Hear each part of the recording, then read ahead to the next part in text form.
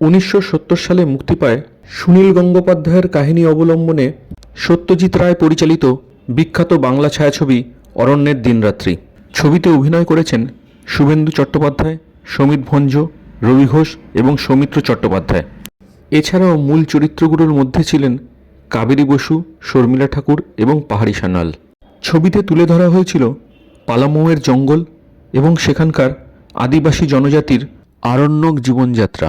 তৎকালীন হিন্দি ছায়াছবির জনপ্রিয় অভিনেত্রী সিমি গারওয়াল এই ছবিতে অভিনয় করেছিলেন এক আদিবাসী রমণীর চরিত্রে।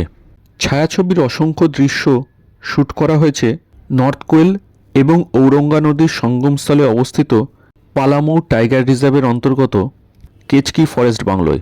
উত্তর পূর্ব দিক থেকে বয়ে আসা ঔরঙ্গা নদী ঠিক এই জায়গাটাতেই মিশে গিয়েছে পূর্ব থেকে পশ্চিমে প্রবাহিত নর্থ কোয়েল নদীর সাথে। অক্টোবরের প্রথম সপ্তাহে নর্থ কোয়েল ও ঔরঙ্গা নদীর এই কেচকি সঙ্গমের দৃশ্যটি তোলা হয়েছে জব্বলপুর থেকে হাওড়াগামী শক্তিপুঞ্জ এক্সপ্রেস থেকে।